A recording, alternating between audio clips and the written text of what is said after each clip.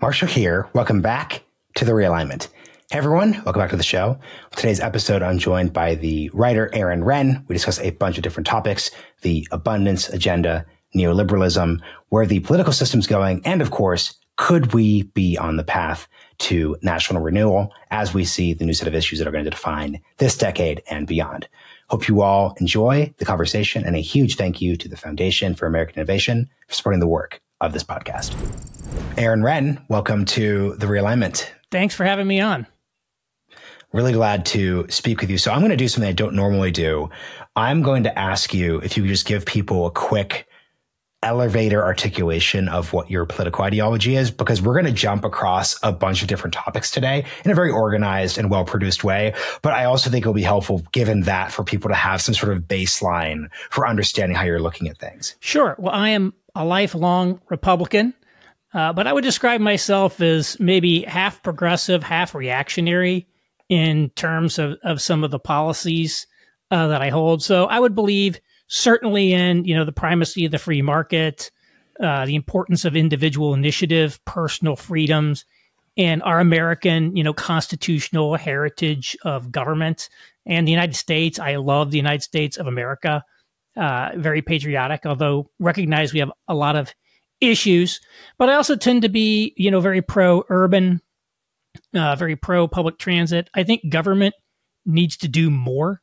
We need to be focused on making government work, not just, cutting it. But I think, America's always been a forward-looking protean nation. And I think, when we have this purely backward-looking view of politics, we miss that important element of what it means to be in America. America is always on the advance. We need to have 21st century policies for America, not 1980s policies or 1920s policies. So I guess that's kind of that mix of understanding. And yes, that we have to be willing to acknowledge that, that the sort of traditional family is the core nucleus of a healthy society. Even if we can, have other people who don't necessarily follow that model, be included, if we go away from, having married families with children as sort of the, kind of baseline condition of society, we're going to be in real trouble, which of course we see, in all the statistics and work that's out there, even by center-left academics. So I would say those things.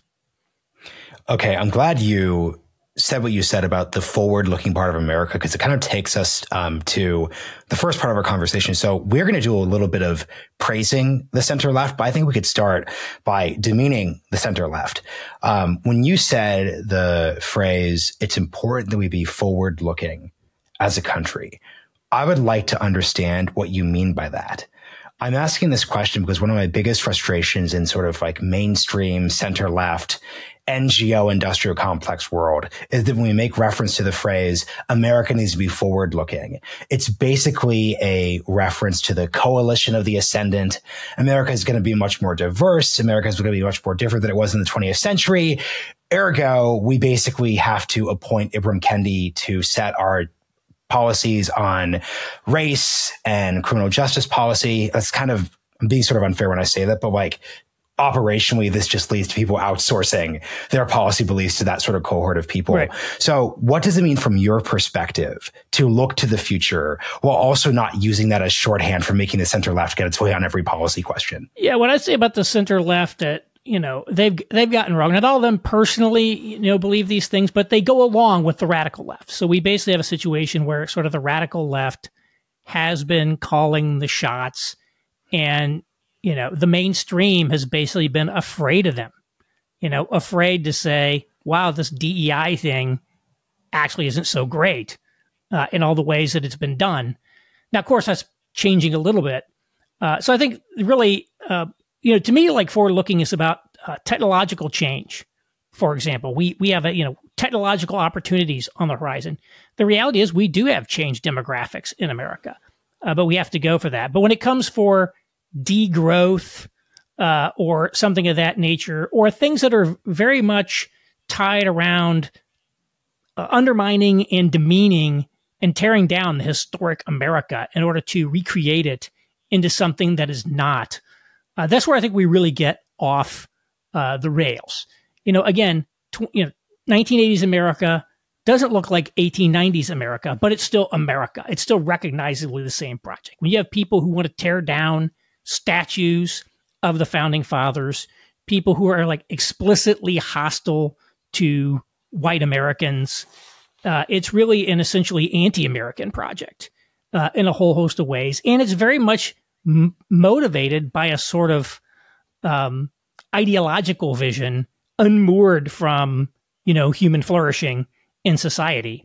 That's why the actual, number of young black men dying is not even a metric for, many of the BLM type advocates, because to them, this ideology is a sin. So, I think I definitely think there's good things on, parts of the center left, but I think there's a lot of this ideology that is, kind of unmoored from human flourishing. The idea of the green transition, for example, I'm in favor of less pollution, more solar and all of that. But, a lot of people are thinking, well, saving the planet means we must have full communism now or something like that. And it becomes, one ideological problem to which everything else must be subordinate, and all other considerations are essentially, supposed to be just suppressed in order to do that maximalist agenda. And those are the sorts of things that that I reject.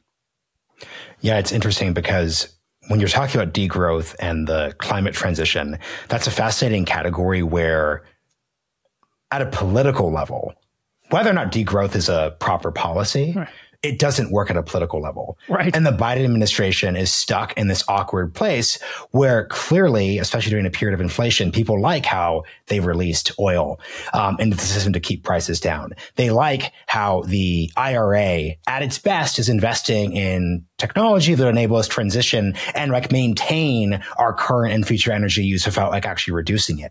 Yet the actual sort of sunrise movement activist base is mad about all of those things in the short term politically, but they also just have spent no effort conceiving that the alternative they're offering, degrowth, once again, I don't think it's an effective policy proposal, but it doesn't even matter because there is no American government that would ever pass degrowth policy at a broad level. So you just sort of see that weird clash that you're referring to.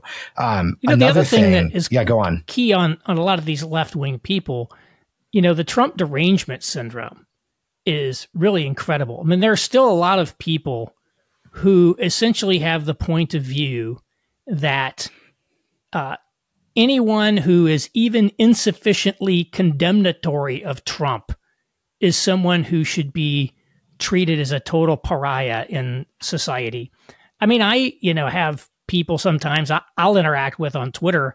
I'll make some comment about Trump that's not, fully, he should be thrown in jail for the rest of his life because he's the next Hitler. And they're like, well, I can't follow you anymore. I can't have anything to do with you anymore. I mean, I know people have had, lifelong friends literally walk out of them on lunch, not because they talked about how much they liked Trump, but just because they were insufficiently condemnatory of him. And I really think there's a crazy belief. I sat in a major meeting sponsored by one of the biggest foundations in the country once. It was about sort of new media, digital media. And somebody from one of these lefty NGOs got up there and was basically talking about, again, misinformation and disinformation. And it was basically, of course, deeply hostile to anyone on the populist right. And somebody from the audience asked a question and said, well, there's like 45% of the country who believe in this stuff. Isn't it by definition, at least somewhat legitimate? And this person was basically like, no, that stuff is beyond the pale. No matter who does it, we don't have to pay attention to public policy, public opinion. All that matters is these people are evil and need to be treated as the personification of evil incarnate. And I just think there's a significant number of people who essentially hold that point of view. I think you just articulated why the Democratic Party at a coalitional level is in a difficult place because, for example, we started by sort of dunking on degrowth and the sunrise movement and climate activists, but now we're talking about people who I think are way too arbitrary and sort of not totalitarian, but very top down in their view of how most of the people in this country think about questions like Trump. Those are kind of different groups. So I would categorize friends who are walking out friends. Yeah. at dinner as like MSNBC liberals. Yeah. They're not like hyper policy focused. No. They're very sort of capital D Democratic Party. That's a little different than sort of like the climate activist left, and which is also in the same category of sort of like the pro-Palestine left, which weirdly, I think from a coalitional perspective, doesn't think enough about President Trump. Right. I'm in this weird place just where I see a lot of these sort of leftist people talking as if it doesn't really matter whether or not Joe Biden or President Trump wins re-election. It's all kind of the same thing. That's just sort of empirically ridiculous, right, on every single level. Like there are times we could argue, I think kind of lazily at a cliche level, but we could kind of argue, oh, well, there's not that much difference. It's the 1990s. Gingrich and Clinton are, doing deficit reduction together. Maybe there's something else. This is not one of those elections. So I think to your point, we could use MSNBC liberals thinking a little less partisanly about the Trump question out of like just going about your daily life perspective, but also like the climate left should understand how clearly disparate these two realities would be. So that's sort of my moderated point here. Right. I mean, there is a substantive difference between the two for certain. Although I can understand why, the average American may be like, man, can we just have some like kind of octogenarian types and just move on from these two guys? I understand that impulse, but clearly there's a substantive difference between them. Yeah. And I think that's one of those, as you and I swim in similar policy and political circles. So I understand, 'cause I have to really work through my literal knowledge about like let's get a whiteboard up and delineate the differences and where they sink or where they don't sink. And just like the average American's actual reaction to like, wait, this is a crazy outcome. And they're not doing the game, because the game theory is like pretty straightforward why we ended up with this outcome. Right. The second that Kamala Harris was selected as vice president, obviously Joe Biden was going to have to run for re-election, right, or Kamala Harris herself would have to drop out. Mm-hmm. But that was just an inevitable situation, because the coalition that the Democrats have assembled circa 2022, 2023 is not one that you can magically have Josh Shapiro become the candidate and everything just works. But once again, if you're not following these things aggressively as your day job, you get that. And then also if you're just sort of like if you're a disinterested centrist voter, you would say, like, why is Trump the nominee against? Well, because, you're a disinterested voter. Right. You're not turning out in those Republican primaries. And there were a bunch of Republican presidential candidates from Ron DeSantis and Nikki Haley who gambled you would show up, but you didn't show up. Hence, we still have Trump. I want to get to, now that we've done our neoliberal center left dunking, I want to get to like a really interesting X tweet article. I know I just mixed up a bunch of different brands here, but I'll read the first sentence. I want you to really explain what you're getting at here, because it's somewhat contradictory to what we just spent a few minutes talking about. Quote, and this is linked in the show notes, folks. The source of any policy renewal to shift America in a better redirection will likely be what I called, quote, the neoliberal, non-woke, technocratic left. That's a surprising answer or opening statement given what we just spent eight minutes doing. So I'd love to hear the context for why you put this article out there. Yeah, so it really does get at some of what we said, that there are these weird coalitional factors happening within the Democratic Party, which I am not, the deepest expert on all of that, but I do see like two main groups. You've got sort of the activist left, and you've got maybe call it the establishment left. Or, the guy, I call it the Rahm Emanuel Democrats, as a sort of guy who maybe embodied that. And you might think of this as the difference between sort of the elite Chamber of Commerce type Republicans and the sort of populist Republicans. And really since Trump's election, and especially since, the pandemic and George Floyd, the activists have really been getting a lot of their way. And a lot of people, I think, in the mainstream of the Democratic Party are just unwilling to challenge them in any way. Here in Indianapolis, there was a woman who was probably the single most liberal mainstream Democratic politician in the city. So, Indiana's a conservative place. She pushed through, when she was on the Indianapolis City Council, a human rights ordinance that provided LGBT protections in 2005. This is like 3 years before California voted to ban gay marriage in its constitution. Okay, so she was out there. She lives in a majority black neighborhood. she's been like a social justice person. She was the head of the library. And some of these labor activists, who it later comes out of, are linked to organizations like Answer Indiana, which really are these like, far left groups, said she's running a plantation. And literally, they just threw her under the bus. And, so it was a situation where like not a single person in the entire town defended her when her reputation was trashed by these activists. They were just terrified. I mean, totally terrified. And so now what I really see is that there are some factors that have sort of emerged that are now allowing some of these more establishment or kind of different center-left people to sort of assert themselves more. I think one of them is the defense industrial complex issues that have been revealed by. Can we pause real quick? Because I want to just hit like one quick thing before we get in that builds on what you said. The interesting thing from my perspective is the activist left that you're describing here, or in some ways, I think the revolutionary left would also be a useful way of conceptualizing it at a theory of change level. We're not here to be incrementalist. Like we're actually here to upend the status quo aggressively in a couple different directions. That can mean like act like, frankly, like the worst part writing, but it could also just mean like, okay, like we're just going to pass a law that takes down the statute. We're just going to do that because we can.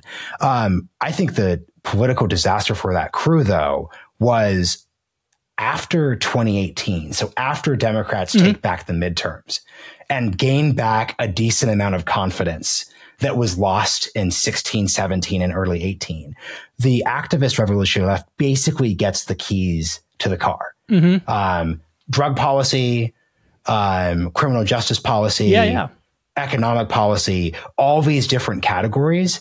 And with the exception of, let's say, antitrust, which frankly no one's voting on either way, getting the keys to the car led to political disaster.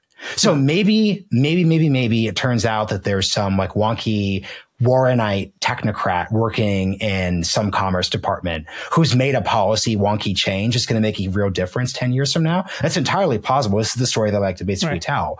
But if you're a Rahm Emanuel type, if you're a Gina Raimundo type, if you're one of these just like technocratic, competent, like Gen X Democrats, you outsourced policy to the activist left and have been left with nothing except thank God the Republicans nominated Trump again, because that's basically our only shot right now.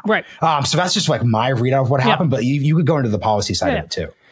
Well, I think the, the crime wave in the cities definitely, caused people to get spooked a little bit. I mean, again, I think people now recognize we have substantive problems. This is not just a political game where we can pursue certain things. We know that we can't supply artillery shells to Ukraine. We know we have a problem with China, right? It was very controversial when Trump says we have to put tariffs on China. We know Biden's like, we're going to raise those tariffs. They know we have great power competition with China. So those are some issues. They figured out, hey, we can't actually build transmission lines to bring our green energy investments on power. We can't build houses. The housing costs in Blue America are sky high. You look at that. And then, of course, I think the Hamas thing, after October 7th, was just another one. They're like, well, we're not signing up for this. That's for certain. And so I think, now a lot of people there, and I think, Gina Raimondo is a great example. In that kind of cohort, I think are looking to reassert themselves and look for sort of new ideas. And so what I call them, neoliberals. So a guy like Rahm Emanuel, definitely a, free market guy, who worked for an investment bank, global, internationalist, definitely going to be very much pro-corporate, pro-tech, pro all these things. They're technocratic. Gina Raimundo was a VC, we should note. So there's a unifying narrative here. So Gina Raimundo was, in private equity, venture capital, and she did a big pension reform when she was governor of Rhode Island. Maybe it was treasurer of Rhode Island, but she was very instrumental in getting pension reform done there. So she's into the engineering. And then a lot of these people are sort of what you call, non-woke. And again, the paradigm of who I'm talking about is really the pundit Matthew Iglesias. I think he really, embodies this ethos. He's like, we got to do things that are popular. He talks about popularism. We have to care about marketplace solutions. So he supports like the YIMBY movement to, get rid of zoning regulations that constrict growth. So he's neoliberal. He's sort of free market. He's sort of mainstream. He's not woke. He jousts with the sunrise movement and these people all the time.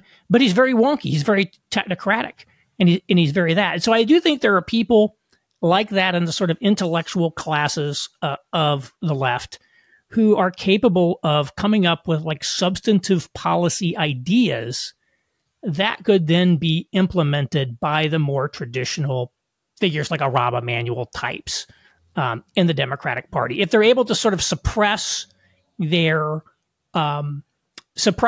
left, I think that they actually could come up with some plausible ideas for addressing things. Now, it doesn't mean the ideas are going to be good or they're necessarily going to work. So essentially, Obamacare came out of this, and I think Obamacare had a mixed record at best. But these people have ideas to address things like, again, China competition, chips, military supply chain, housing, energy, healthcare. These big issues, they're focused on these issues. When I look at the right, what I see is two things. One, the populist people really don't have great policy solutions on a lot of things. There are some issues that they care about that they really, we just want less. How much immigration do we want? Less, a lot less. It's like an on-off switch. They want to turn it to off. So I think they've got like on-off switches, but not a lot of sophisticated policy thing. And I think that's also true of the more establishment Republicans. And so let me give you a concrete example from yesterday's New York Times about why I say what I say. There's a front page article about pharmacy benefit managers and how this 3 companies have carved out this oligopoly that's skimming billions of dollars a year in profits out of manipulating the system by asserting themselves as a middleman between essentially insurance companies and corporate payees on the one hand, pharmacies and drug companies on the other. And it's very clearly an abusive industry. Ask yourself this. Is there any possibility that a Republican administration, a Republican Congress, could create some sort of executive or legislative action that would address that problem? I don't think so. Near zero. I always say this. I start with this. What is the Republican healthcare plan? There isn't one. They don't have one. They've got a couple things. They absolutely are opposed to any sort of pharmaceutical drug price regulation. We know that. But this PBM thing is actually a very hard problem to solve, because when you have this handful of companies who have battalions of lawyers and a huge profit motivation to, and phalanx of lobbyists to go in there and design something that would actually work and wouldn't just have some other loophole they'd be able to exploit, extremely difficult. And again, maybe somebody like Ezra Klein and Matthew Iglesias couldn't do it either, or Jonathan Gruber. Maybe those guys couldn't do it either, but they got a much better shot. And they're much more willing to think about the minutia of policy in order to address a problem like that. And these are the kind of problems that we face in our society today. If it's like, let's repeal NEPA, the National Environmental Policy Act. Let's just repeal NEPA so we have to do these environmental impact statements anymore. That's a sort of solution, like abolish the Department of Education, that Republican would come up with. Again, very crude, kind of on-off switch. Like, how do we actually get environmental impact statements done faster? How do we actually upgrade the grid? How do we deal with the fact electricity is another one? Electricity costs are up a lot. Electric reliability is down a lot. The Journal's written a lot about this and how now all these people are buying generators. Like, huge numbers of people now have backup generators in their house, which nobody had. And it's not just that we're richer, the power actually goes out more. And we have all these issues, with power issues in California. Oh, wildfires because we're not burying the lines or whatever. Texas, huge outages.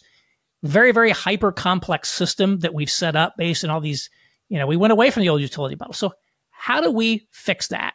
How do we get cheap, reliable, green power? That's a hard problem. I don't have the answer to that problem. But again, I ask myself is that problem going to be answered by Republicans or is that problem going to be answered by somebody on the center left? I think the answers are much more likely, a plausible answer is much more likely to come out of the center left. Now, that's not to say there's not going to be any Republicans dealing with this. In that Times article, there are Republican attorneys general looking at some of these abuses. So there are, at the state AG level, there has been some moves by some Republicans to try to use their tools. Here in Indiana, it's now widely known that our healthcare costs are a lot higher than other states. So Chamber of Commerce type people are very concerned about that. So now it's on the agenda of the state legislature. They're probably going to do some things. It's going to be a battle royale with the hospital lobbies.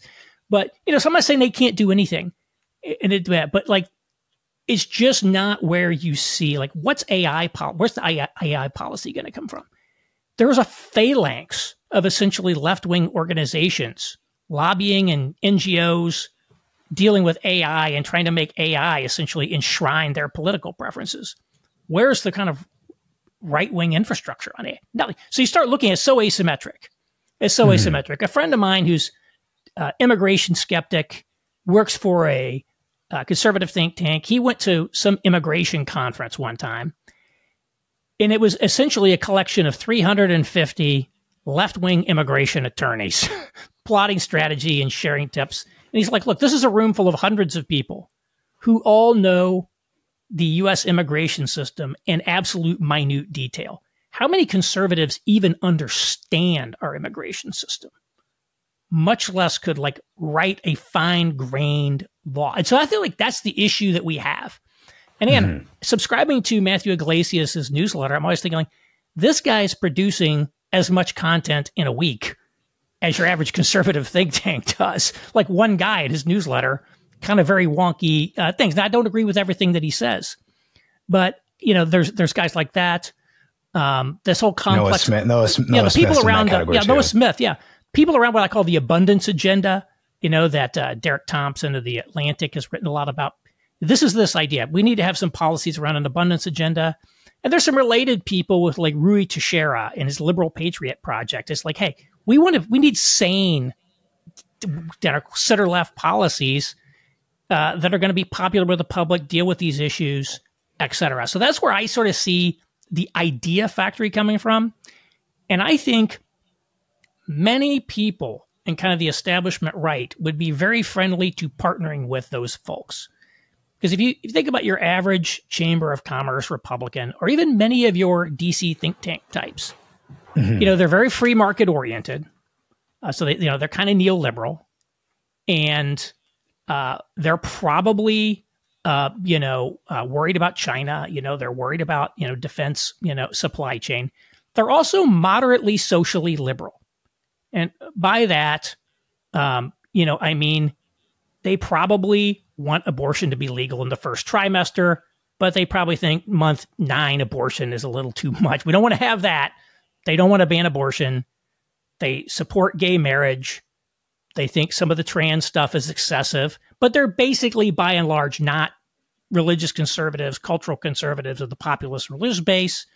They're more interested in doing business. They want to have pragmatic policies. And I think they could get behind some of these ideas. Yeah, we need to get behind healthcare reform. And everybody knows we need to do something about healthcare.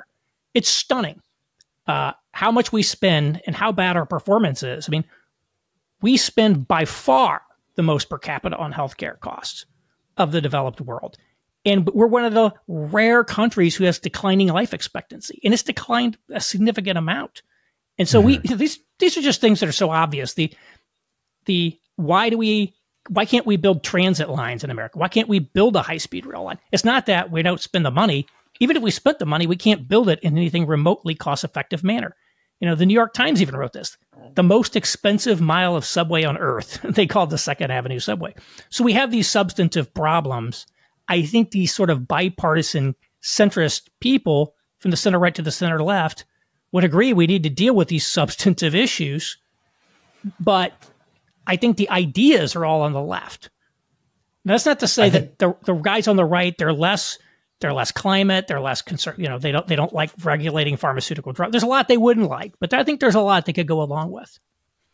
I think the couple of notes I took. So one, folks who are interested in what you're talking about when you're referencing a centrist consensus should check out David Leonhardt's new centrism piece he put out in the Times last month. I'll link that in the show notes. But yeah, a couple he things would be I a want to go guy down. who's very much aligned with this. I mean, I think he's, you know, he gets a lot of flack from the left, you know, because on the sociocultural question. Oh yeah, for sure. So he's like, I think he's an example of a guy. He's like, you know, I don't know him personally. He's probably a Democrat. He's probably a traditional liberal. He's at the New York Times, and he's like sending up flares saying we got to deal with some of these problems.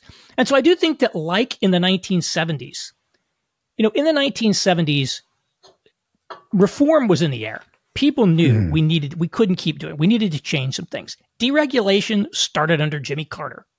You know, it wasn't that Reagan invented deregulation. It's like there was a consensus in America. We had to cut some of these regulations. We had to do some things.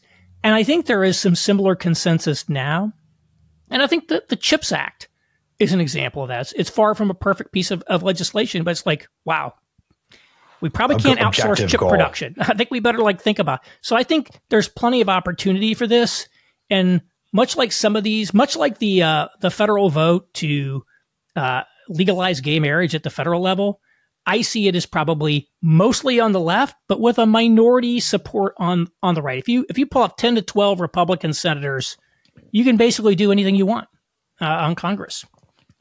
I think what's really interesting here, a couple of notes I took. So one, I do think, to your David Leonhardt New York Times thing, I was at a dinner in DC last week and someone asked, what are my longer term career plans? And these are not my literal career plans, but I basically said I would rather work at the New York Times than work at the Free Press, which is sort of shocking to this crowd. And the reason why I said that is I actually think the editorial board and the op-ed pages of the New York Times are where this is all basically going to be fought out. Oh, absolutely. I think what happened is the Free Press was really optimized for fighting over 2020 overreach. Abolishing the SAT, which we're now reversing from, criminal justice reform going too far, defunding the police going too far, et cetera, et cetera, et cetera. There was just a certain center left versus activist left versus center right joining the center left in certain places, especially San Francisco, getting rid of Abraham Lincoln High School, elementary school. That was an example of this, where the sociocultural side of these questions really mattered. And that's for the Free Press. But now that we're talking about this economic new center category, that's not only where clearly the New York Times is transitioning at an editorial level, but it's actually where I think the policy orientation really matters. But two, I think I've had Rui Teixeira on the podcast before. I like the Liberal Patriot. I'm a subscriber. I do think, though, and I'm curious what you think about this, because of how old they are. I think too much of their politics is rooted in the 1990s. So they're obsessed with doing Sister Soldier style fights over LGBTQ and trans issues. When and this is what Noah Smith and Matt Iglesias are actually very good at. The smarter move is just to drive around the potential ditch that could knock your car over. I don't think the smart thing for the Democratic Party to do in 2025 is have a big debate over transgender issues. The smarter thing is to basically say, hey, where is this broad area that we could consolidate our gains in the suburbs, our gains, help us recapitulate ourselves with minority and young voters. It's not doing 1990s Sister Soldier. That was just kind of a different America. I'd be curious what you think about that. Yeah, I mean, I don't think they have the leading edge ideas. They certainly, I think it's good. It does represent a certain legacy liberal thinking, which I think are there. But it's open to the sane. I think that's ideas that we have to be sane. Definitely there. But I would agree with your analysis of them. I like your take on the Free Press as well. And I mean, my hat's off to them. They've really done a great job. It's a real business. It's the only successful. It's been extremely successful. They're doing well. But you're right. I mean, it's the Times. If you look at the Times, they've got folks like Ezra Klein there who's trying to inject some of these ideas. David Leonhardt. And then again, they will talk, they're really not down with the whole Hamas thing. Really, there are plenty of people there. And they're talking about, hey, child transgender surgery, maybe that's not a great idea. They've been saying things like that again, nobody would have been willing to say that publicly 3 years ago. It might have been more like a Free Press thing, I think at that time. So they're taking some of these things And, then even on the news pages, this pharmacy benefit manager thing. It's like, okay, here's a concrete, tangible issue we can put on the table. Again, I don't know that they're going to develop and promote the policy solution, but I think they're highlighting the problems. They're really highlighting the serious substantive issues. That one, the subway point, many of the energy things. So the news side really is dealing with some of the serious substantive issues. And I think you're right. I think the editorial board is interested in pushing something that is beyond the activist class. I would think that's my impression. And I agree. I think definitely it's where you can have, I think that these fights are going to play out there, I think is a great summation. And the thing I'll add on Roy to better make my liberal patriot, not dunk, but critique more apparent is he did a really unhelpful episode on the Ezra Klein show a few months back where they wasted like half the podcast arguing about trans people. Yeah. Because once again, Roy should be trying to like activate and engage the Ezra audience. But like the thing to say to like your, let's just say center left, like technocrat PMC person who lives in like Sacramento is, hey, your neighbor probably thinks the Democratic Party is like a little too extreme. I'm offering you tools and language to make that like not unclear. It's not 2020 anymore. And here's why. That person is not going to be receptive to hearing that through the lens of, and this is why you need to argue about trans people. Right. So that was just sort of like a frustrating, Roy, I know you listen occasionally. If you're listening, don't define this center versus activist thing solely around relitigating the most awkward, most uncomfortable. That's just not where you get people. Because the thing that I think the reason why you're actually really seeing the like Derek Thompson, Ezra synthesis like work, they have a book coming out next year, is you actually just say to Democrats, hey, you do know it's a huge problem that Secretary Buttigieg only built, quote, 7 to 8 EV battery charging stations, even though we had billions of dollars to do something with that. That's actually a real problem. We have no answer to that. Right. Like there is no conventional 2022 center left or leftist answer to that problem. And that's where I think people are looking for energy. Yeah, I agree. One thing that I think, you look at the style, like a Noah Smith and Matthew Iglesias, when you go on the X, they've both got sort of provocateur type Twitter handles. And I think once you get known as a person who makes sort of provocative or like stir the pot tweets or weird tweets, it just becomes part of your persona. Mm-hmm. And then, if Noah Smith tweets something that indicates he thinks the trans agenda has gone too far, it's just one more Noah tweet out of thousands of Noah hot takes that all have like, stuff there. So they're the style that they've cultivated, helps them get sucked into the rat hole. I just thought of another couple people that I would put into that category that I'm talking about. One is Melissa Carney, she was guest on this podcast. The Two-Parent Privilege. And again, Richard Reeves, who wrote the book of Boys and Men. Now, I think the issue, and this is where this is some of it gets to the issue of actually fixing problems. Is I would say, part of the solution, for example, to populism and these issues is to actually respond to some of the critiques. So this center-left group would have to pull some ideas from the right. The model here is the Danish center-left party, which embraced immigration restrictionism. They basically accepted that the populist critique of immigration was correct, and they agreed. We're going to have a more immigration skeptical policy in Denmark. They were probably also looking at Sweden and said, that's not what we want. And there's no populist uprising, in Denmark because they sort of took that issue. It was like a classic triangulation move. So this group, I think, what are the things about them? Like the Iglesias, they're open borders. I mean, Iglesias wants 1 billion Americans. These people want unlimited amounts of immigration of all varieties. And like, that's a huge problem. We definitely need to be not only securing the border 100%, we need to be reducing the amount of legal immigration that we have while we figure out a better, system that's probably going to be modeled on, a Canadian or Australian type model. And by the way, if you look at Canada and Australia, where they've had good consensus, at least until recently, about much higher immigration levels in the United States, they have two features. One, extremely tough enforcement. I don't know if you've probably seen the Australian Army general videos talking about, warning, if you arrive in Australia illegally by boat, you will never be allowed to settle here under any circumstances. It's crazy. You can go watch them on YouTube. And they basically curate. They're like, we decide who we're going to let into the country. Whereas that's what has blown up the US and UK, even though we have lower levels of immigration, still very high.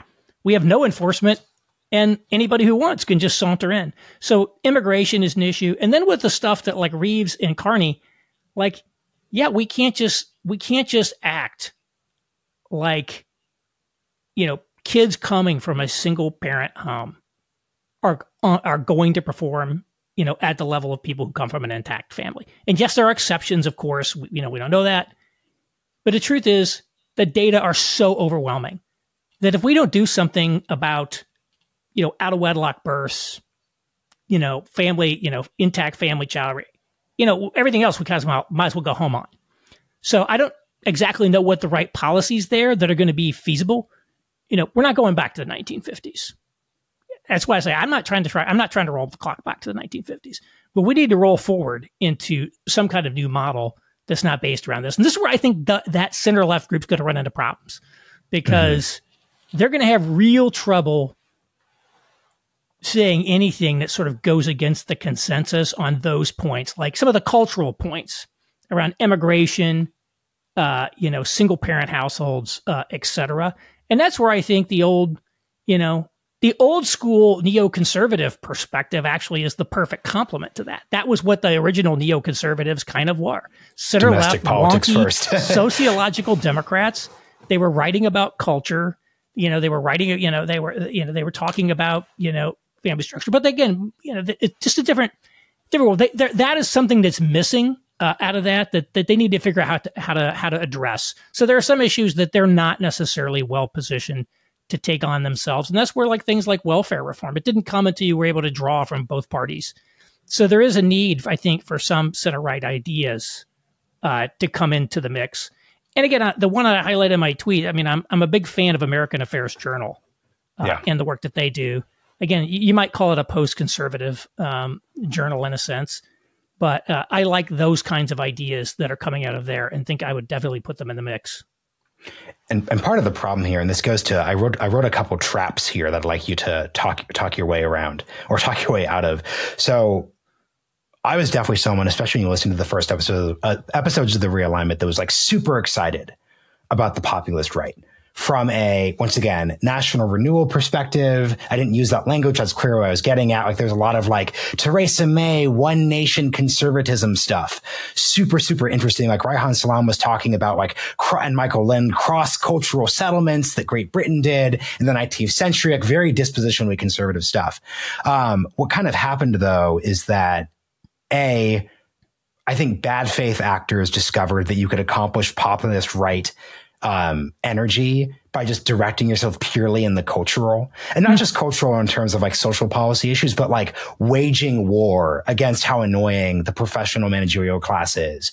You know, this is Vivek spending his time saying he's going to fire 2/3 of the federal government, and making that his actual policy instead of like, I think being serious about A, what's actually plausible, B, what actually builds like a long-term sustainable politics that you could sustain across different administrations. Because once again, the key thing about the FDR consensus and the Reaganite consensus was this was a shifting of the policy paradigm that multiple administrations actually held to, because they were politically successful and they were at a policy success level as well too. And I just don't see the populist right directing its energy there. Like when you talk to people on the populist right about higher education, they're like, oh yeah, we need to, you know, do a endowment tax.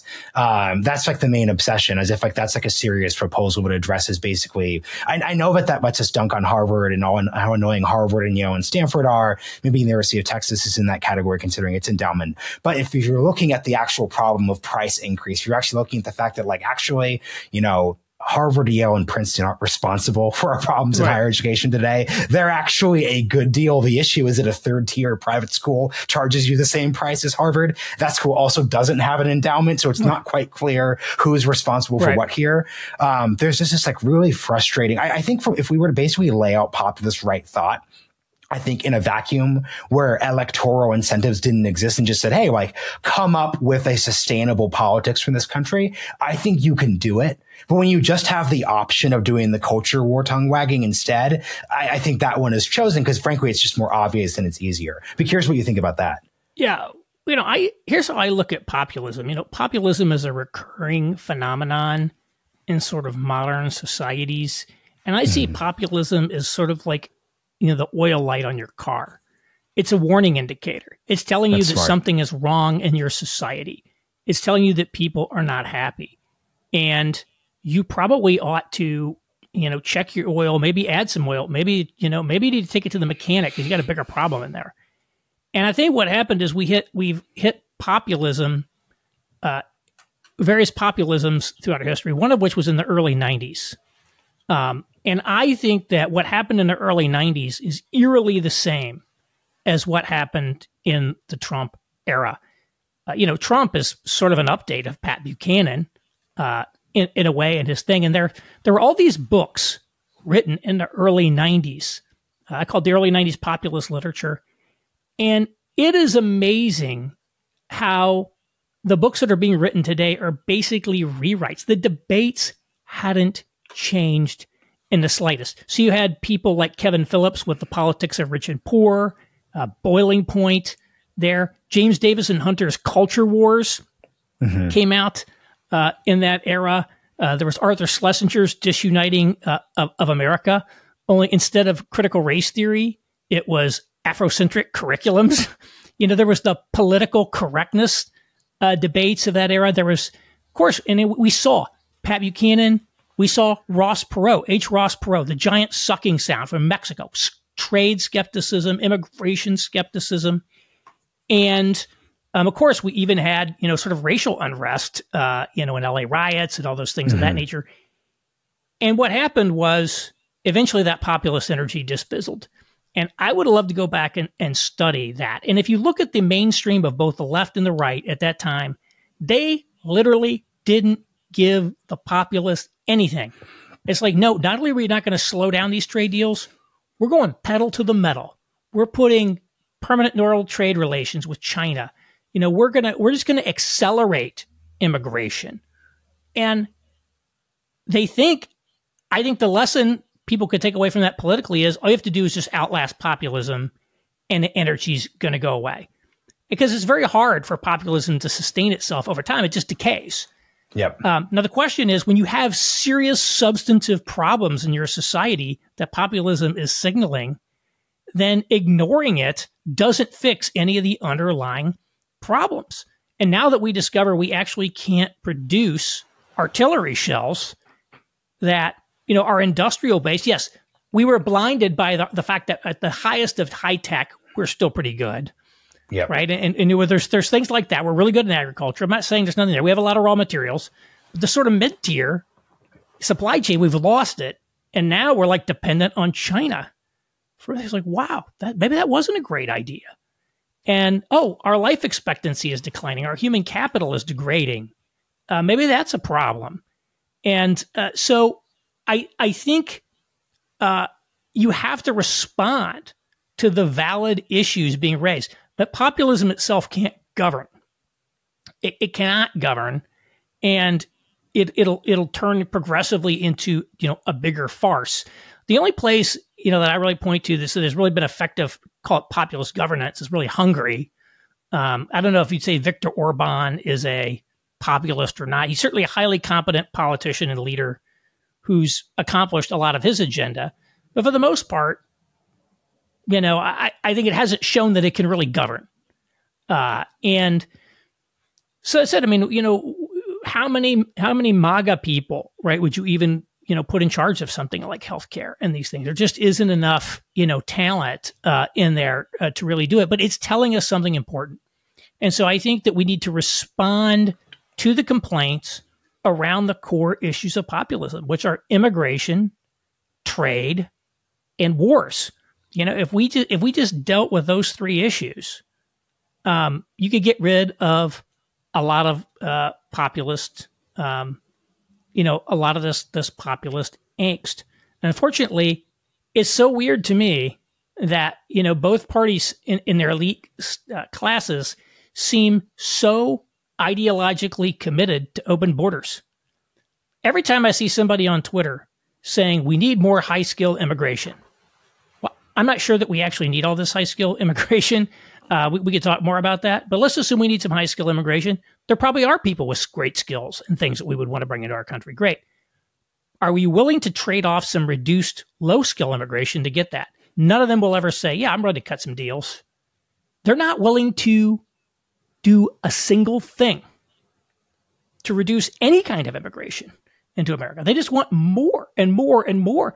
And it's the same thing in Europe with the EU is getting blown up by concerns over immigration in these countries, and they won't do it. It's like, we must accelerate immigration. That I don't understand. I can understand some things like saying, hey, we need to stand by our allies militarily, even if it's unpopular. There's certain things I can understand, but the sort of religious attachment to open borders is something weird. I mean, that is literally the hill the Wall Street Journal editorial page will die on. The last hill they'll defend is open borders. Of course, that was the famous, I think it was 1986. It was a long time ago. Robert Bartley's proposed constitutional amendment, there shall be no borders. And it's literally this ideology. But like, we should say, look, we took an immigration pause in, the 1920s.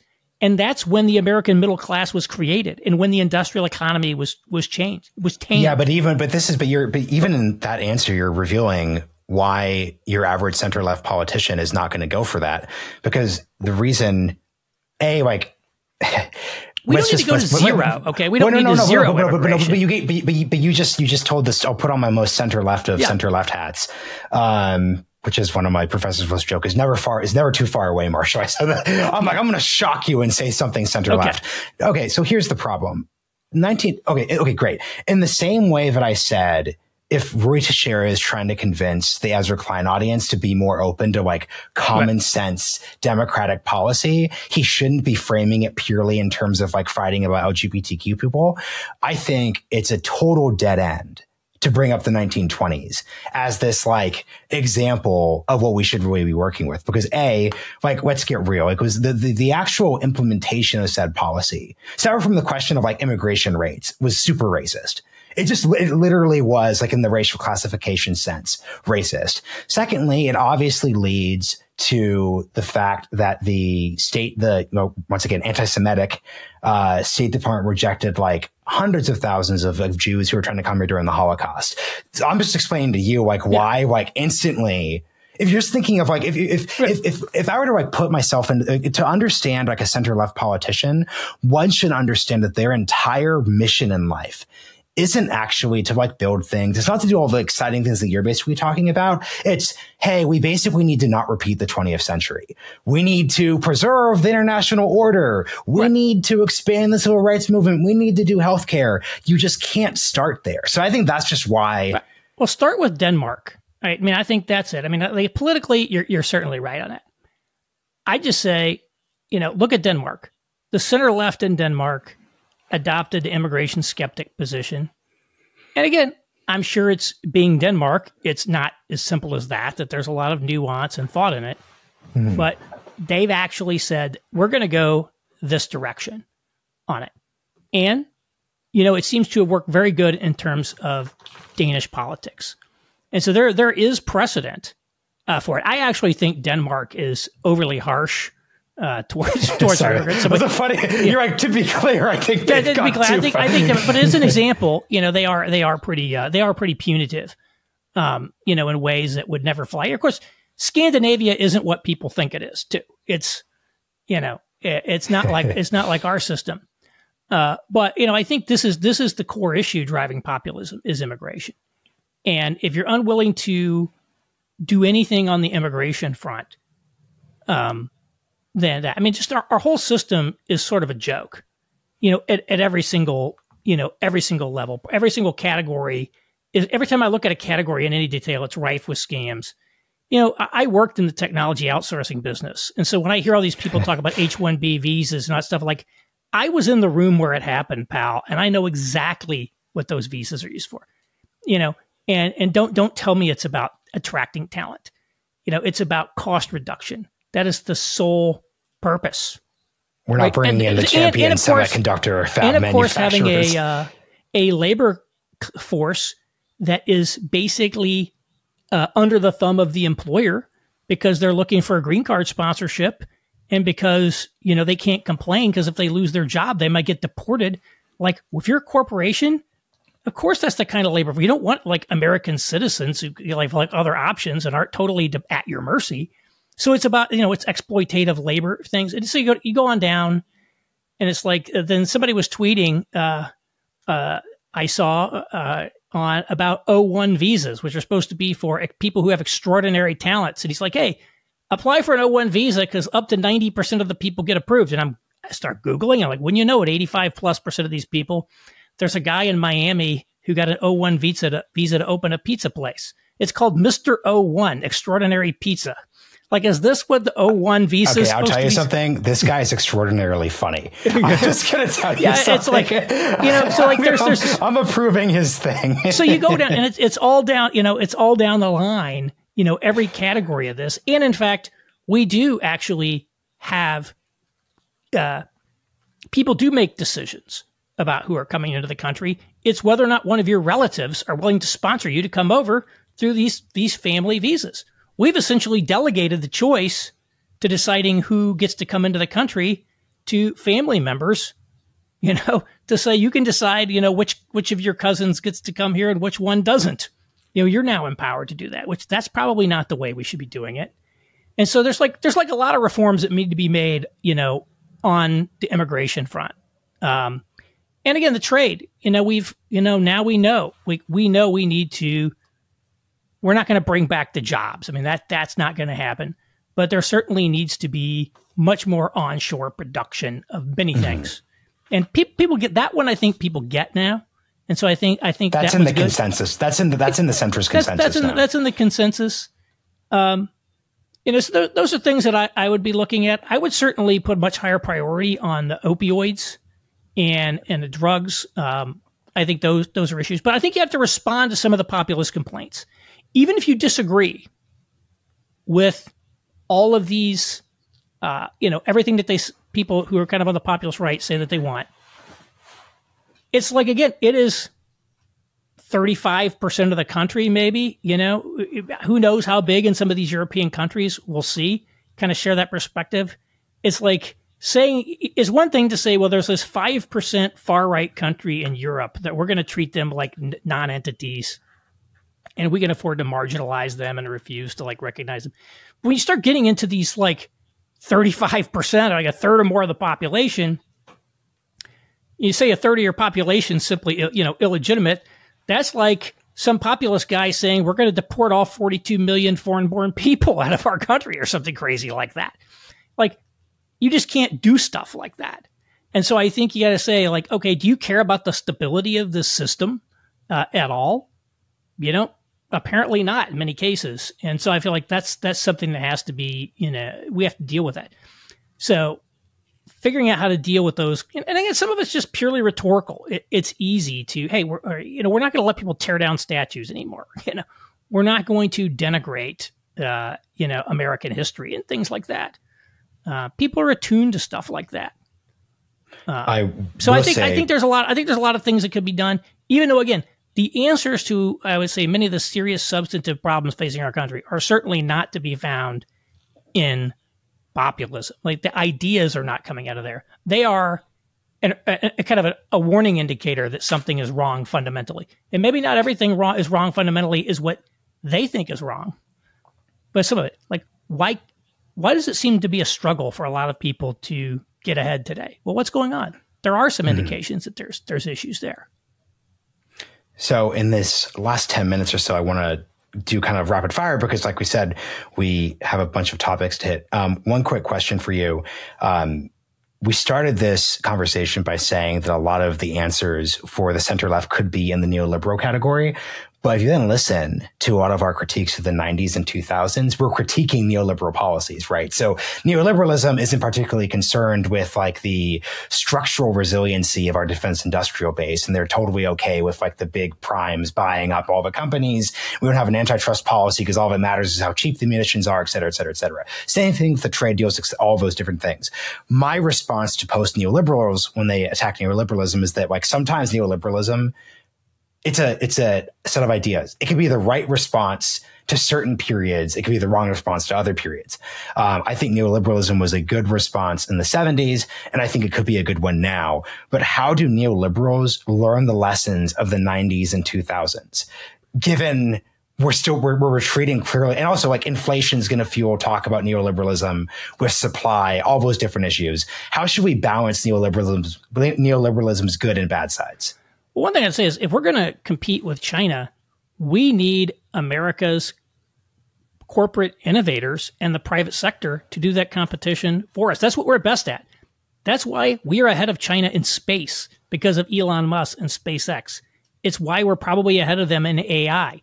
So the idea that we're going to break up Google or we're going to break up these companies, we actually need large companies to do gazillion-dollar R&D on these big things in order to keep up with China. So I don't think we want to kill the golden goose there. I do think we need to revisit a couple of things. One is, the way that we've structured things financially. Julius Krein of American Affairs is really great on this. I'm going to essentially attempt to recapitulate him. Is we've created essentially a structure in the country that encourages companies to essentially structure themselves as pure play IP rent companies. And to outsource everything else. And capital does not flow into things like manufacturing because all of our capital structures are set up for money to flow into, these sort of IP-based industries. We have to do something with the capital structure to encourage private capital to flow into productive sectors of the economy, not just these IP rent-seeking type things. One example of an industry, I think, where we've actually done that successfully, we never killed the manufacturing, is pharmaceutical, proprietary pharmaceutical. So you look at a company like Eli Lilly or any of these big pharma companies, they do the R&D, but they manufacture a lot of their own drugs because I think in part it's super highly regulated, it's super high tech, and they need the ultimate in supply chain resiliency.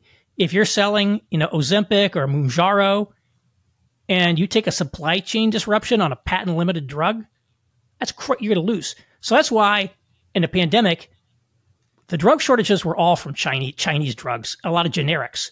The onshore, the big pharma companies have these very robust supply chains they've built, and they do a lot of manufacturing onshore. So our insulin is actually manufactured in the United States. We're not importing our insulin from China.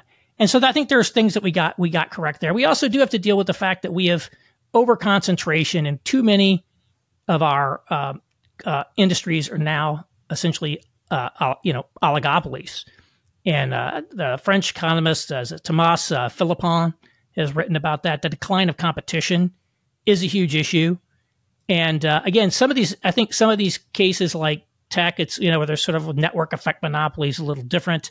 But, the fact that there are only 3 credit bureaus and, just like Matt Stoller's piece just came out, it's like, these 3 guys basically, are you call it a de facto cartel. I'm not making any allegations of illegal activity. I'm just saying, look, when you have that few competitors in a market, the behaviors are different than Econ 101. So we have to deal with things like that. I think we need to upgrade, our software on some of that stuff. But, the U.S. ability to innovate in technology, even in hard tech, I think Elon Musk shows electric cars, rockets, satellites. We actually can do some amazing things in hard technology, very difficult things. And so I think that, could we have the SpaceX for shipbuilding? Could we have the SpaceX for other things? It just overturn the game board and leave China behind. So those are the sorts of things I'd be thinking of. And by the way, we're not going to make everything in here. We are going to trade with people. Mm-hmm. And so we have to be realistic about that. So let's, we're going to have to do a part 2 because we have too many things that we spend a lot of time thinking about, but I want you to kind of close here on a note of optimism, because I, once again, was just really drawn to your reference to a period of American renewal that could look like the 1970s.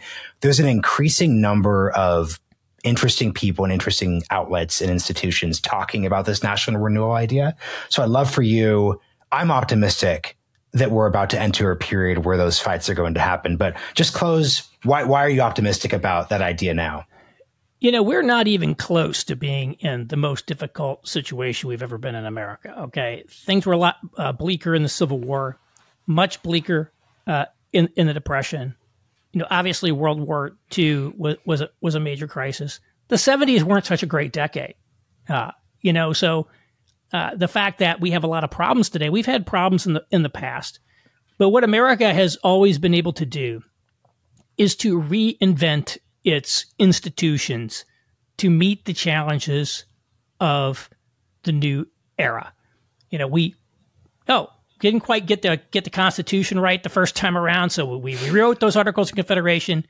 Then after the Civil War, we essentially said, okay, we're now a real proper nation. We're going to institutionally, constitutionally change to do that. We had the New Deal that really came to grips with what it means to be an urban industrial society. We had the post-war security architecture and all the institutions that we know. And a lot of the problem, of course, we had the civil rights movement. And I think the deregulation of the 80s. So we've repeatedly been able to do this.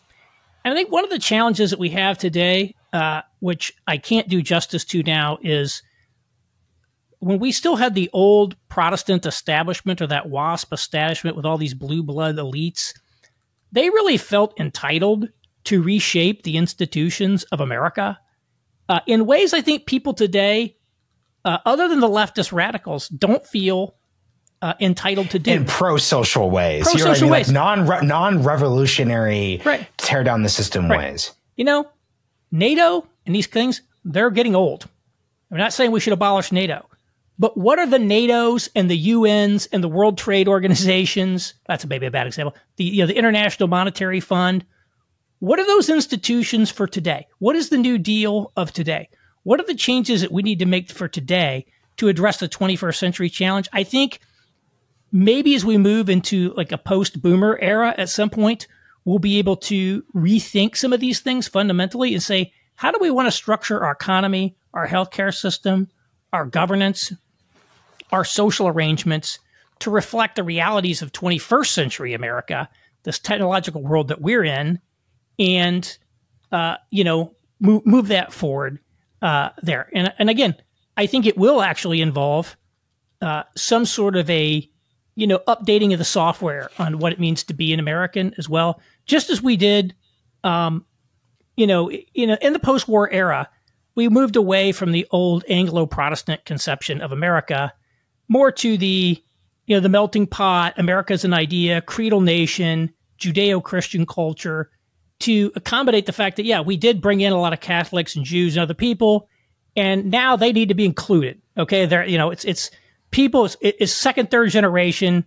They've moved in there. They fought in World War II.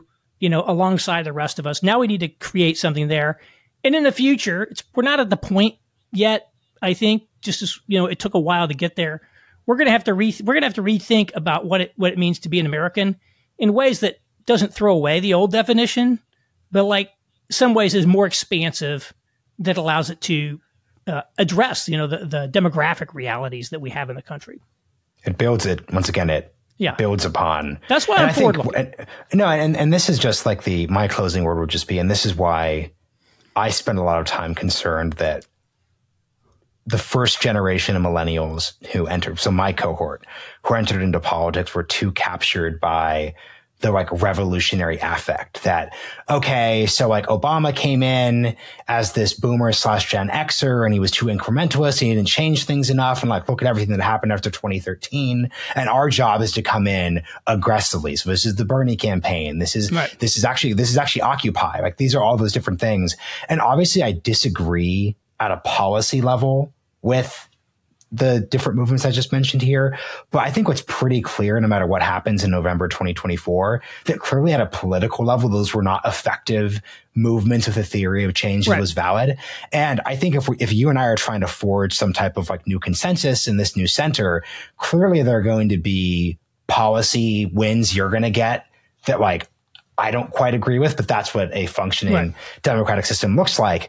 But I think we really need to separate, are we disagreeing about policy outcomes, or is actually like your theory of change like not accurate? Mass mobilized Zoomers, Everytown USA style. What's his name? What's the guy from not Sandy Hook, but Florida, David Hogg. David Hogg is not the model for a successful millennial politician, for a successful Gen Z politician. And there are a lot of serious big NGOs and family foundations who think otherwise, and that's an enormous mistake. And understanding, and once again, that's not me criticizing like David Hogg, because it's literally it's a thesis, it's a hypothesis. Okay, it's the Trump era. Trump activated all the Trump voters. We need to activate Zoomers to force it to push a different vision of America. And it didn't work. So millennials should be trying to figure out, what does like the 2.0 version of our political engagement look like? Because it was actually a dead end in the 1.0 version. Right. I agree. You know, it's what the energy is good, but energy has to get behind something substantive that fixes real problems. Or, there certainly needs to be energy, but you can't survive on just energy. It has to be directed to something substantive. And that's the weird thing too, like, because once again, like I don't think we're saying that, we're obviously on 15 different levels, not saying that like school shootings aren't like a serious issue that deserves that energy. But like at a political theory level, it's like, look, if there's an America that's going to figure out like gun policy, it's not the America of 2024. Low trust, hyper partisanship in a bunch of different directions, crazy urban rural divide. If David's looking to like get red states on board, him going to Harvard was not a good call. I really mean that. So I wish people just, my favorite, it's a cliche at this point, but I really am like a Charles de Gaulle fan. I love I have a certain idea of France quote. And I don't think if we're going to like, my critique of both like the left and the right here is that too many politicians don't have like an accurate idea of what this country is. And until that is actually figured out and then built upon, the more culture war scissor moment areas aren't going to be addressed. Yeah, I agree. Well, we agreed. We solved everything. This has been fun. Aaron, can you put a lot of different content. Can you shout out where folks should go to follow you, to learn more? And you have a book too. So all the things just go to aaronrenn.com, AARONRENN.com. Sign up for my newsletter. You'll get everything. You can also follow me on Twitter, Aaron_Renn. There on X, I guess I should say. I know. I need to start. That's where I'm reactionary. I still call it Twitter. That's true. Yeah, that's my. They will pull it from. I just don't like saying on X. It just doesn't. Yeah. I actually get it. Like if it's right, it just doesn't roll off the tongue quite as well. Right. Well, Aaron, this has been really great. Thank you for joining me on the Realignment. Thank you.